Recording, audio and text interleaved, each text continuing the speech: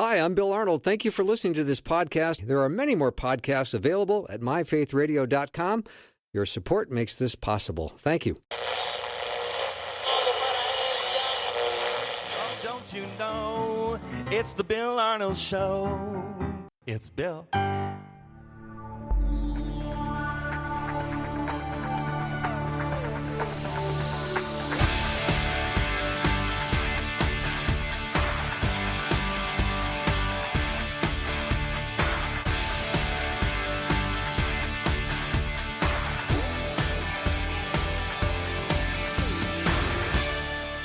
Welcome to the Bill Arnold Show. So glad you joined me today. Don Bierle had a three-part series for me on creation theories and the biblical evidence for it. And I have to say, it has been fascinating. And today is the third installment of our study on creation theories and the biblical evidence for it. He talked a little bit in the past about intelligent design and irreducible complexity. And, of course, I had to go home and look up what that meant in the dictionary. So I'm learning new stuff all the time. And he's back for part 3 of our study on the biblical evidence for creation theories. Dr. Don Bierle is the founder of Faith Search International. And a couple of his books that he's written are prominent in my library. I love having him as a guest, and he's quite a teacher. Don, welcome back to the show. Hey, thanks, Bill. Thanks for having me on. Yeah, I'm looking forward to our final installment on creation and how it all began. This is a great study. Yes. Bill, I want to go back to the very first session and maybe clarify something, because I know you were a little bit taken back by my mentioning of the word nephesh applies to both people and animals, meaning that they have a soul. Remember that? Oh, not only do I remember it, Don, I went ahead and continued to study it after you talked about it. Well, I did some more research too, not wanting to mislead anybody. And the best that I can get is that it is true that the soul is used both for conscious animals as well as people. But because we were created different and special, we also have language capability. We also have a moral compass. Mm-hmm. And therefore, all the people I've been researching said, while the same word is used for both, they really are different. And so I hope that might help a little bit, that soul for humans and a soul for animals, they have in common only that they are both conscious beings. In other words, they know they're alive and they can respond to their environment. They can make, some along the way, some choices, but they're not the same. Mm-hmm. I just listened yesterday to about a 30-minute sermon that Billy Graham taught on that very topic, and I found it fascinating. And really? Certainly God created animals, and he created them in a way that was very intentional. And Billy Graham went on to say that he just feels quite convinced that they have a future in the future kingdom. Just when we look at all the animals that are going to be in the new Jerusalem and the new heaven and the new earth, yes, it's good. It's exciting. Yes, and it may be that rather than, people always ask me, is my pet cat, my pet dog going to be there in heaven? And I say, my best bet would be that no, they're not going to have eternal life. They're not going to be resurrected. But God's going to have even a better one for you in the new creation, because he says, eye has not seen, ear has not heard, nor has anyone imagined what God has prepared for those who love him. And I think most people think having some good animals would sure make it a lot more fun. Yeah, I think God is very much in favor, though, of his creation of pets, and the fact that they seem to care about their owners, and the owners seem to certainly love the pets. I mean, that's something I think is a relationship God approves of. I think we learn a lot from pets. I don't disagree. Yeah. I don't argue with you on that at all. Yeah. Okay. Yeah. Well, I appreciate you bringing that up. Okay. Yes.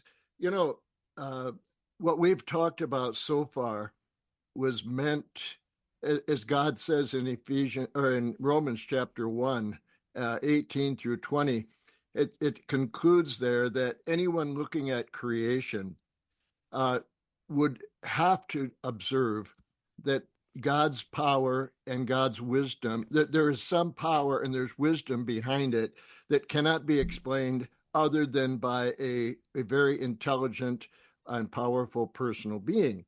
And there, it concludes, therefore, those who deny God are without excuse.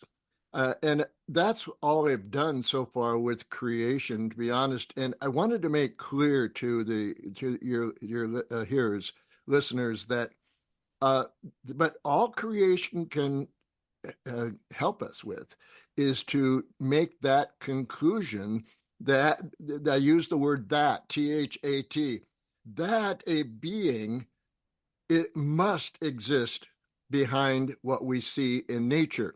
If you want to know who that being is, you have to turn to God's additional activity in which he became flesh in the person of Jesus Christ. Then you have clearly the identity revealed of who the creator is. And there's no questions that can, at that point, no unknowns that are known. So not only does nature tell us, in other words, I like to tell people, nature points us to God. You have to go to Jesus to find salvation and the actual identity of the creator. Mm-hmm. Dr. Don. That makes sense? Yeah, it does. Dr. Don Bierle is my guest. And Don, as a scientist, I'm guessing you've never lost your sense of wonder over your decades of following Jesus. As people say who do astronomy and they look through a telescope and see things in distance and on, and I did a lot of work in my graduate work in a microscope. And when you look through a telescope or a microscope, besides what you can see with the naked eye, you cannot help but sort of stand in awe at what you see. And that's my point exactly. People who do not see that are mostly, I think, in denial. I don't want to be cruel. I don't want to be harsh, but many people are in denial of the evidence that God has provided to point us to himself. Mm-hmm. And Don, with how incredibly clear and crisp computers are nowadays and some of the images that you can see on computers, you start to see the detail of God's creation in ways that maybe you couldn't quite see it. If you were on the Serengeti on a Jeep and you saw a line in the distance, that's pretty spectacular. But to see the detail up close in high resolution on a computer, you go, wow, look at the marvel of this creation. It's spectacular. Mm-hmm. Scientists refer to that as high levels of order and specificity. You know, we talked about that in that second session, I think. You look for detail. Like I said, the detail on the presidents out in Mount Rushmore. Right. You can actually recognize who they are. That means they're detailed sufficiently, and therefore that points to an intelligent source. And all of nature cries out to us. This is impossible on the basis of any kind of chance that you would come up with this kind of order and this kind of specificity. Mm-hmm. Mm-hmm. All right. Thank you for that, getting us started. Now I would love to go on to part 3 of our the biblical evidence for creation theories. Oh, well, can we back off first and do with the origin of life? I did have a few comments I'd like to make there if I could. I'll give you one more backing off and then that's it, Don. I want to contrast that several years ago when I was still young, there was so much excitement that scientists were going to eventually create life in the laboratory. And they really believed it. Since that time, the enthusiasm has waned because it has basically come to a standstill. The idea that spontaneous generation, chance, could generate what we see in the universe and in biological life, etc., is now recognized that it's not going to happen. And so more and more scientists are actually acknowledging that some form of intelligence is required to come up with the DNA specificity for every living thing that's on the face of the earth. All of that points either to design intelligence, not to spontaneous generation. And so the way I like to say it is, which came first? Matter, the periodic chart of the elements, and then from that, it evolved into minds? Or did a mind exist first? And that created matter and all the detail that's made out of matter. And of course, my position is clearly with creation, mind was there first. And so which is more logical? That you'd have start with a living being, life, in other words. You start with a personal being with intelligence and morality, and et cetera. And you start with, well, I guess life and intelligence and a personal being. Start there, or would you start with hydrogen, oxygen, nitrogen, carbon, etc., and expect to get persons, expect to get intelligent beings and like people, etc.? The logic of it, the intuitiveness of it is, of course, the easiest thing would be to start with a person, an intelligent and a powerful person, and therefore you could get persons, you can get life, etc. from that. And so that is only explaining what has already been discovered in the 19th century. Pasteur, Spallanzani, and a variety of other scientists came up with experiments in which they concluded the law of biogenesis. Life only comes from life. You cannot generate it from non-living matter. And that's a law in biological sciences. Of course, we explain that, well, but if you change the circumstances, you get rid of oxygen, you have a reducing atmosphere and all kinds of other circumstances, maybe then it could. Well, we've tried it, and they've not been successful in that. And so I like to quote in that regard the Philip Johnson. I don't know if you've heard of his book, Darwin on Trial. I have heard of that. Very, very influential guy. And he and I quote him, "At present, all discussions on principal theories and experiments in the field either end in a stalemate or in a confession of ignorance." That's his explanation of where we are, trying to come up with the origin of life without God.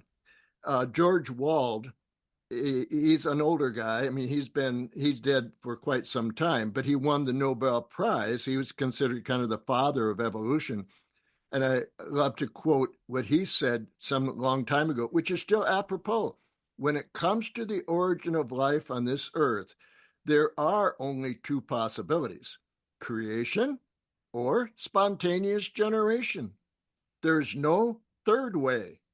Spontaneous generation was disproved 150 years ago. But that leads us only to one other conclusion, that of supernatural creation. We cannot accept that on philosophical grounds. Therefore, we choose to believe the impossible, that life arose spontaneously by chance. How telling is that? Yeah. So if you do hold that position, there's probably a good chance you have hostility towards a creator God. Because I don't know who intellectually can sit and say, yeah, this just all happened out of one mindless explosion. Yeah, you're right. Those who are already in a position where they deny the existence of God feel that the only explanation they're willing to accept is a naturalistic explanation, not a supernatural explanation. Right. Yeah. Francis Crick, the discoverer of DNA, he gave up so badly that he proposed what's called directed panspermia. Directed panspermia. What that simply means is an extraterrestrial civilization must have sent some primitive life forms like bacteria to the Earth in a spaceship. Oh, that makes sense. To Well, no one. so that means I give up.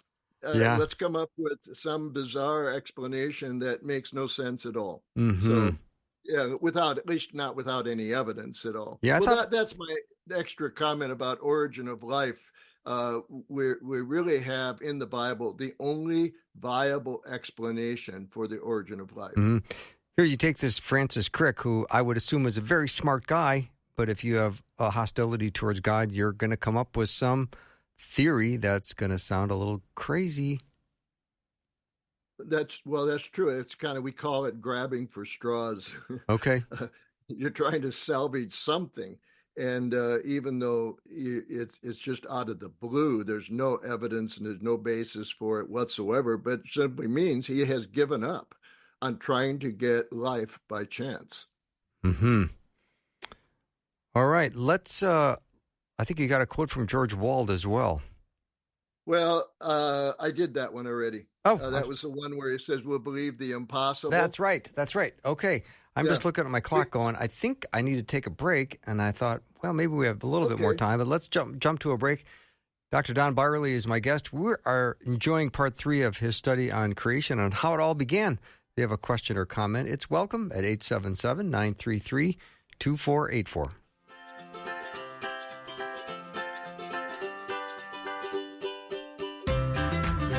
It is my deepest desire that you take the very first step of faith by placing your faith and trust in Jesus Christ. If you've got questions about what it means to begin a relationship with Jesus, text the word faith to 41224.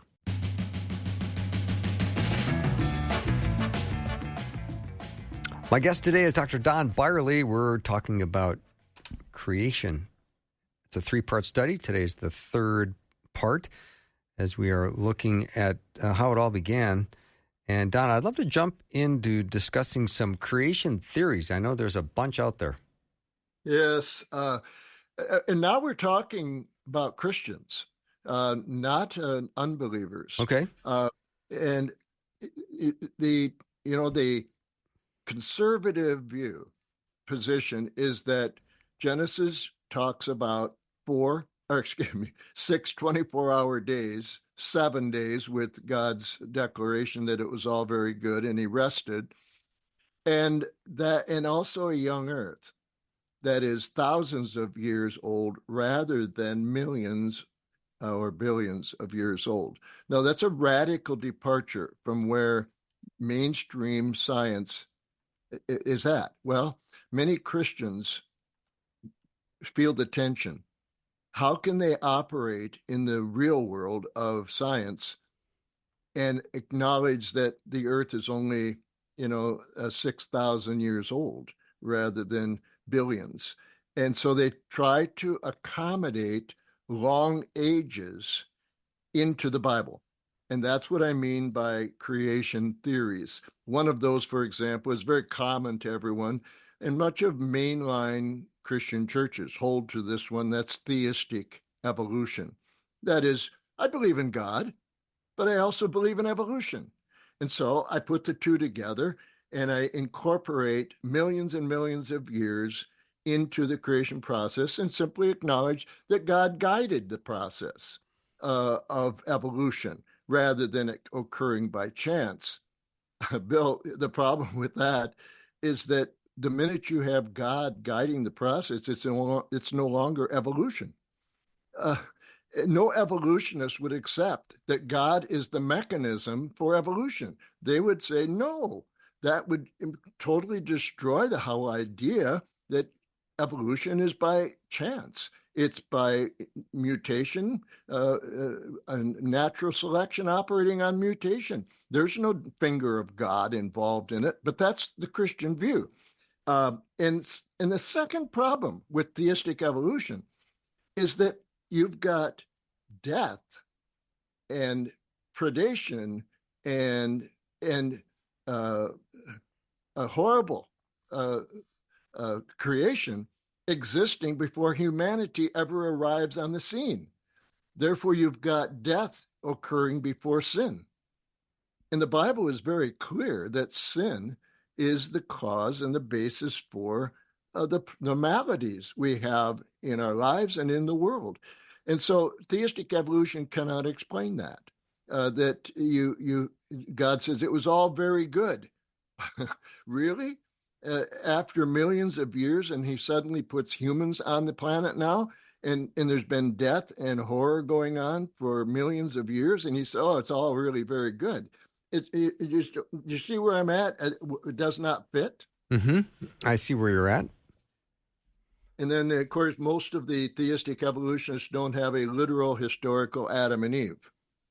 I mean, how could you? Because the humanity came out of lower forms of life.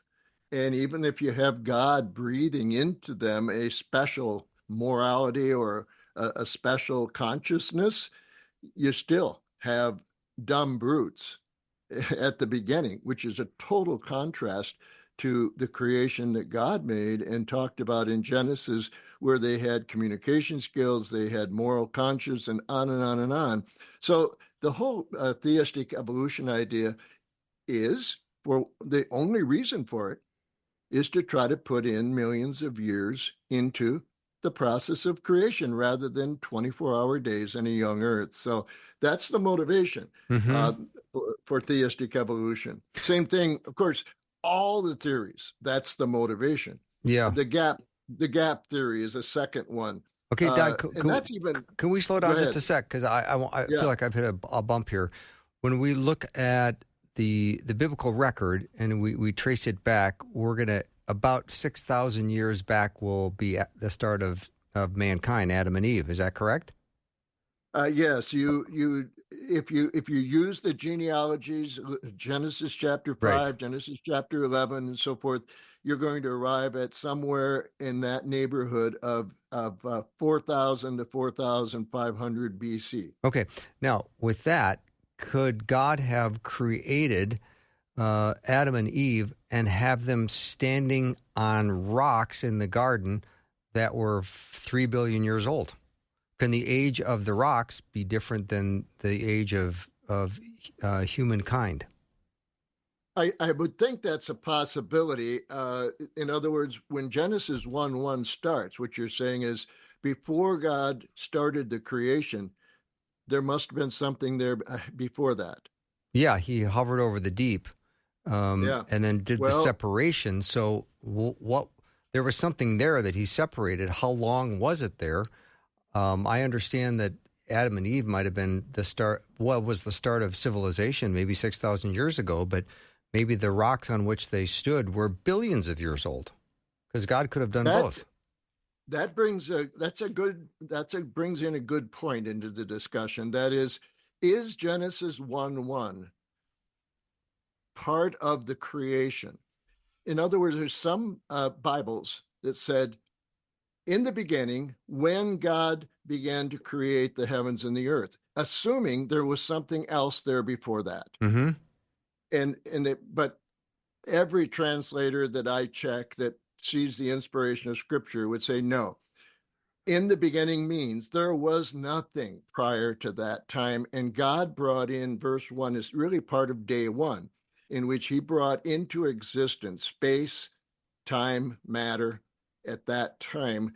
And therefore, in verse 2, it says, in the earth, and the people who think there's something before that, they'll translate it, and the earth became without form and void.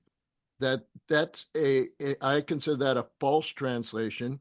The earth was without form and void. In other words, God brought into existence space, matter, etc., but it had not yet been ordered. And the whole chapter of 1 of Genesis is the Holy Spirit's activity in creating the universe, the world, the earth that we now live on, and people and all the animals and so forth. That's then no longer is it without form and void. And so that's what the whole point of the creation story is. God preparing the earth, God bringing into existence the total creation. So I would say no, there was no rock that was there prior to Adam and Eve stepping down on the ground. Okay.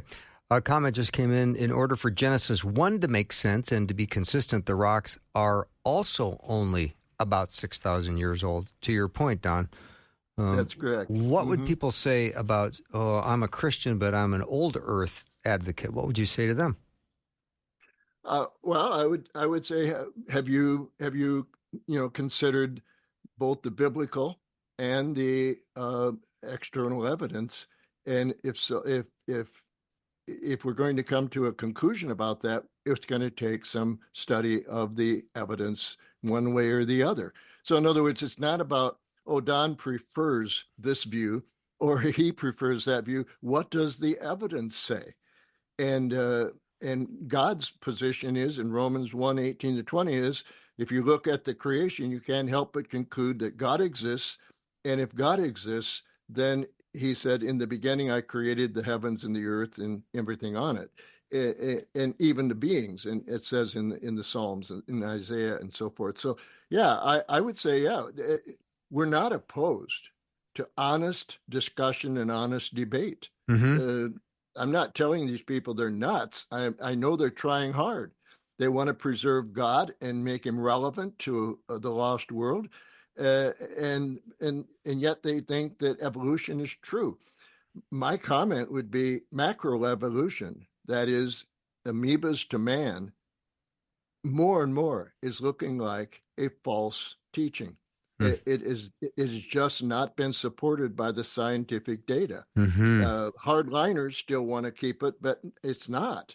And more scientists are moving away from Darwinian view.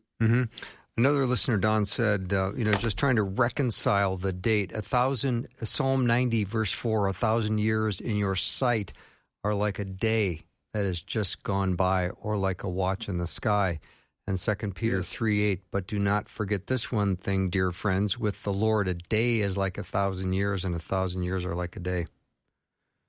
Keep in mind, every time you want to use a word, you better consider the context. Day there in Peter is not the same as day in Genesis 1. Genesis 1 says, and there was morning and there was evening one day. Each time.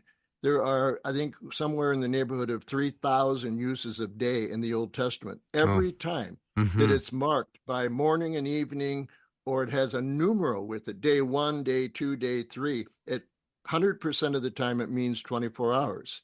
When Peter is talking about it, he can say a million years is as a day to the Lord, because the Lord has omniscience.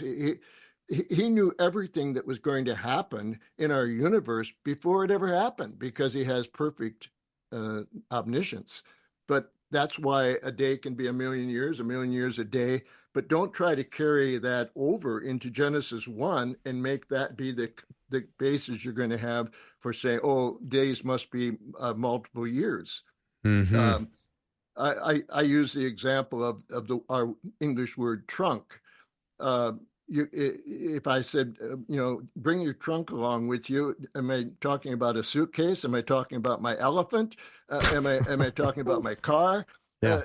Each case, in order to figure out what trunk means, I'd have to look at the context. Same thing with day. And by the way, in Genesis chapter 2, it actually uses day in a different way. It says, in the day that God created the heavens and the earth. Well, but the context clearly says it means in the time that God created the heavens and the earth. Like we would say, in my day. Well, I don't mean 24 hours. I mean years in my day. But so each time, context has to be considered. Yeah, and if you had your own elephant, Don, we'd be better friends, because I'd want to hang out. We got to go to Don's and hang out with his elephant. That'd be so fun. Yeah. All right, let me take a break. Dr. Don Bierle is my guest. If you have a question or comment, send it over 877-933-2484. We're talking about the biblical evidence for creation theories. Be right back.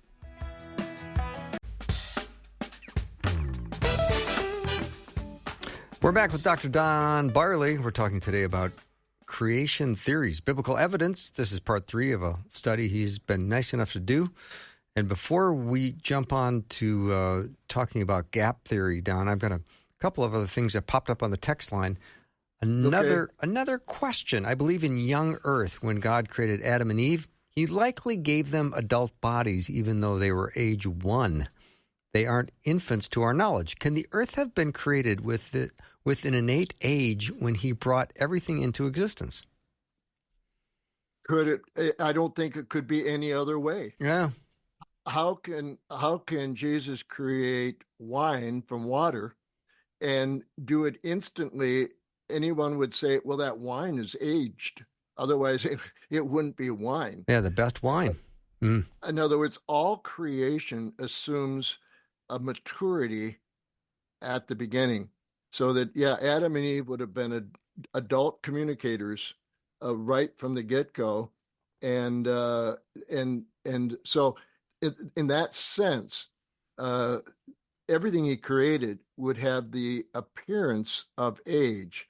And that could be an answer to why things, are. I mean, in other words, Adam and Eve didn't have to wait for carrots to grow in the garden before they could eat. They had seeds, they had fruit, and so forth already there. Mm-hmm. So that's the maturity that creation generates right from the get-go. Yeah, it makes perfect sense. I mean, God creates them. They're going to probably need to have some nourishment of some kind, and that nourishment would need to be instantly available if that's the way God designed them. I think that's true. That doesn't mean process couldn't also be a part, because it does appear at times that let the earth bring forth this and this and this, as if, well, that might take just a little time. Sure. But there's at other times you have instant. God speaks and it's there. Yeah. Okay. Let's move on to another creation theory called gap theory. What is that? And how do we best understand it? Yeah, try to keep that brief. The gap theory proposes that there were two creations, an ancient one and a recent one. And they're basing that on that same thing. Genesis 1:2, the earth became without form and void, and they propose that God created originally. We have no record of that at all, other than the fossil record. That would be from the original creation. And Satan rebelled and destroyed the first creation. So therefore it became without form and void. That's in reference to the first creation. Now, Genesis 1 describes the second or recent creation. And it's 24-hour days in 6 days, creation days. So they get their cake and eat it too. That is, the original creation took place over millions and millions of years, and animals evolved, and the whole fossil record, and therefore we agree with evolution. But there was a second creation, which is the recent one, the one we're living in, and that was 24-hour days. That's how they reconcile getting millions of years and a recent Earth. Okay. But does the Bible ever refer to two creations anywhere? In Exodus 20, verse 11, it says, in 6 days God created the earth. Well, they'd say, well, that's true. That is the most recent one. And that's what it's referring to. And that's all that we have to do with. There's nothing in the Bible ever that Satan's rebellion had to do with the destruction of the creation. Nothing at all. And biologically, the fossils that we find in the sediments of the earth, see, they don't have the global flood then either, to put the fossils into the ground. That took place over millions of years, like evolutionists say. But the fossil record that we find in those layers of the earth are continuous with the animals that we find that are alive. And therefore, it looks like they're a continuity rather than two separate creations. So those would be some of my responses to the gap theory. Mm-hmm. Another question, Don, what's the most important question regarding the age of Earth? What's the most important question regarding the age of Earth? I'm not sure what the question means, or what that's getting at. Yeah, if we're talking about the age of the Earth, what would be probably the most relevant question we can ask regarding it? That would be my guess. I would think that we have to ask the question: was there such thing as a global flood? Yeah. Because that would be the alternate explanation for the layers of sediments that we find all over the earth. And the second thing would be probably um, is there um, I'm trying to think, get it back together here. What was my second response? Let's continue. It'll come back to Okay, me. no worries. Let's. So I think the global flood is the big. Oh, and I think now I remember the other way that people measure age is by the decay of elements. The how old is something? Well, you look at the decay of the elements, such as carbon 14, or you look at some of the ones that have longer age half lives, and you look at that and say, is there any possibility that those rates of decay are not constant? And because those are the two ways, your sedimentary levels and your radioactive decay are the two ways you measure age. And if there are problems with either of those two, then you really don't have a case for the long periods of time. Mm-hmm.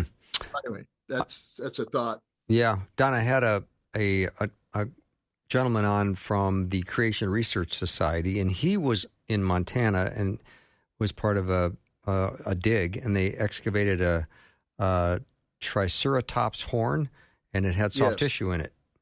And you go, well, that's it. That's the third fossil already that has been discovered with soft tissue still in the bone. There was a one out in Faith, South Dakota, as well, that was found that had soft tissue in it. And soft tissue, most everybody would have to agree, shouldn't be there anymore, because the most recent fossils we would have of the Triceratops or otherwise would be 65 million years ago. And you still have soft tissue like blood vessels and fibrous tissues and stuff like that still alive, or I shouldn't say alive, it's not decayed. And so, yeah, that becomes an evidence against the long ages. Mm-hmm. We're talking to Don Bierle, and we're in a discussion on creation theories and the biblical evidence. And Don, let's talk about progressive creation. Yeah, that's a third one. We had theistic evolution, gap theory, and then progressive creation is a group of Christians who have come to the agreement that Genesis chapter 1 does mean 6 24-hour days of creation. But in order to accommodate the millions of years of age that scientists say we're dealing with, they put millions of years between the days. So God does day 1, 24 hours. Then millions of years go by. Then he does day 2, and then millions of years go by. You see what I'm getting at? Mm-hmm. That way you have the days distributed over the millions and millions of years. But at that point, it just seems to me that there can be no ecological balance. You have to have pollinators for flowering plants, and they won't be around for another 100 million years. The whole idea of the balance of nature is absolutely gone in that theory. And they also have the same problems as theistic evolution. That is, you have waste and death preceding human existence and preceding sin. So death precedes sin in the progressive creation position too. Mm-hmm. Don, we're going to take a break, but when I come back, I want to leave some space for you to talk about the strongest argument for creation, and I think everyone knows what that is, and we're excited to hear your teaching on what the New Testament says. And we're going to take a break and be right back with Dr. Don Bierle. If you have a question or comment, 877-933-2484. Bill needs a minute. He needs a minute. Bill needs a minute. He'll be right back. He doesn't need an hour. He just needs a minute. And then another minute. And then he's back.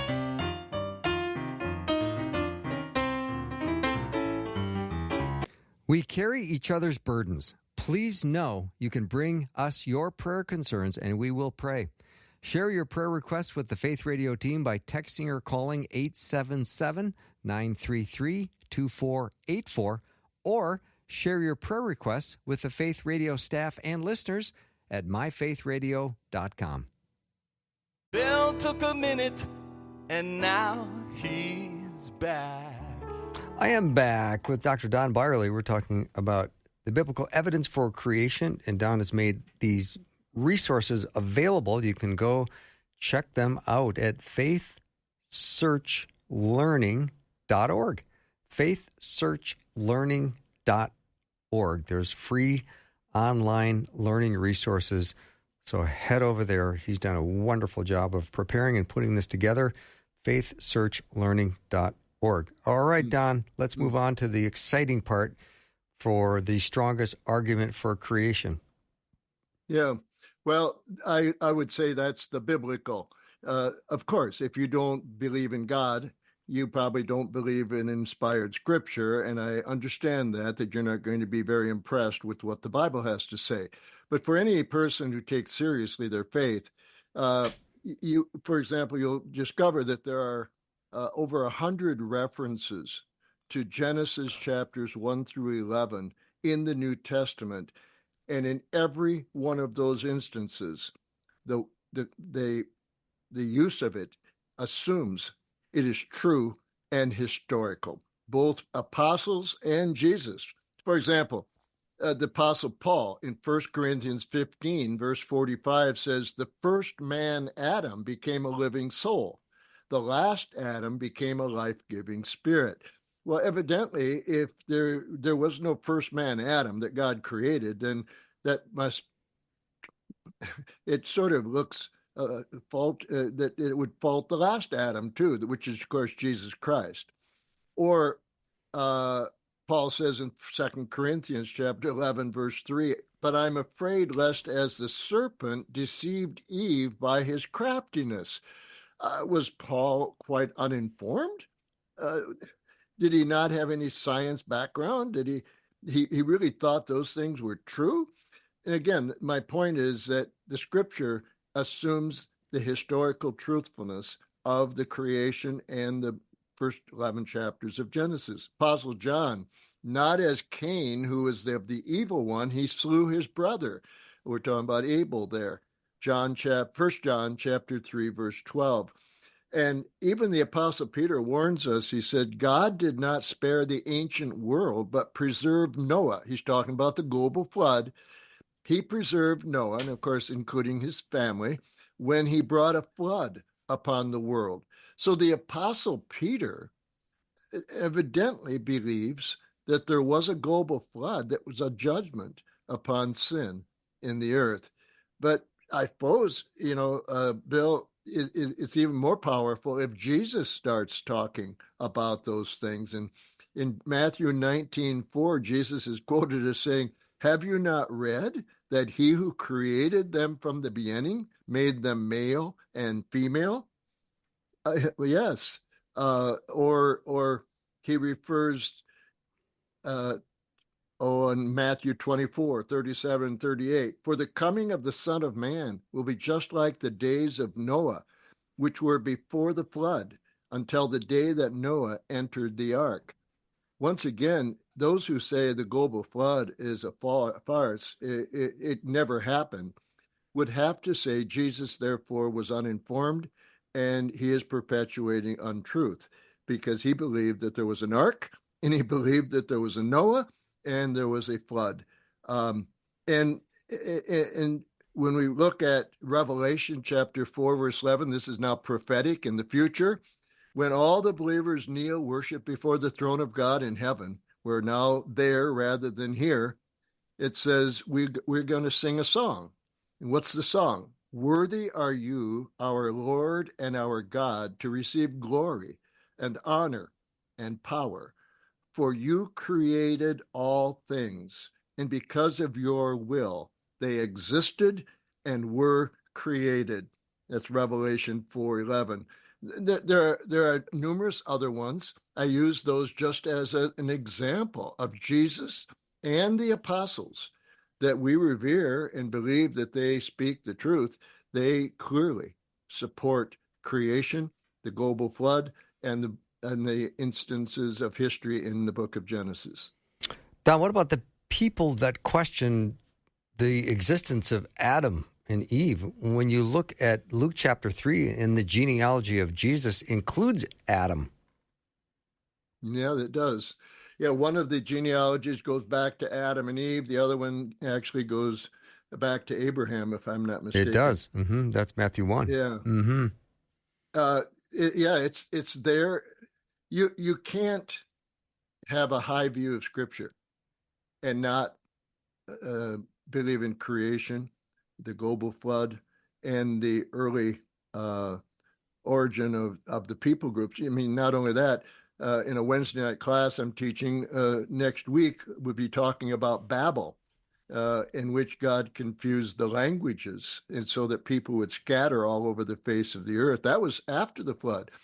And so that explains where all the languages, almost 7,000 languages that we have present in the peoples of the world.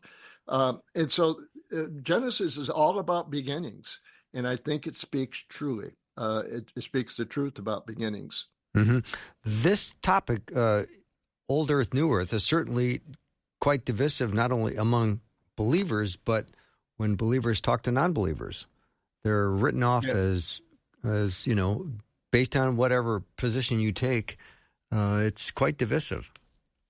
That's right. And I would point people to say, instead of fighting over it, why don't we just sit down and have a discussion? Let's bring, as God invites us, bring forth your reasons. God invites us. And I think this discussion should be like that. That is, if in fact you have an open mind, have you ever considered the arguments and evidence that's brought forth for a global flood? And many people who are of the scientific type, unbelief, they would say no, and I would just be below my dignity to even consider such a thing. That's their whole. So I'm just asking and appealing. Let's have an open mind. Let's talk and let's see what the evidence points to both ways. Yeah, one way or the other. And if I could get you to come and bring your elephant, we could probably get a lot of attention. Yeah. Bill, can I mention to people, I want to offer your listeners a free manual. I wrote a 60-page creation evolution manual for my seminars, because I go around and teach seminars in churches and elsewhere. And if anyone would like to go to info@faithsearch.org, our corporate site, and simply give me your email, your name, and your address where we can send it, I'll send you a free 60-page manual called Making Sense of Creation and Evolution, if they would like to. Just send info@faithsearch.org and put it on there. You'd like to get that creation stuff, and we'll send it out. Boy, is that ever a nice offer, Don. I appreciate all the work you've done and what you've put together and how you've presented it. You're a very accessible teacher. You lay it out very nicely. Well, thank you. And then keep in mind that the faithsearchlearning.org, I'm putting all my videos, including Making Sense of Creation Evolution, free on the web, faithsearchlearning.org. And you can go there free, observe any of the videos, study them, do whatever you want. And then all my articles I write in my newsletters about external evidence of archaeology, not just on creation, but other subjects, is also being posted on that learning center. That's awesome. Make use of it. Thank you. That wraps up our show for the day and for the week. Thank you for supporting Faith Radio. See you next week.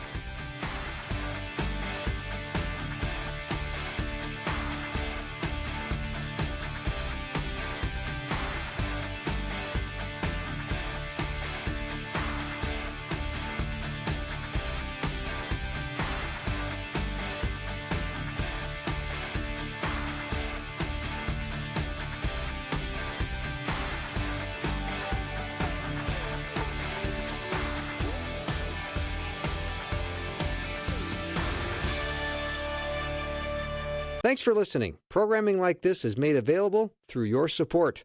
Information available at myfaithradio.com.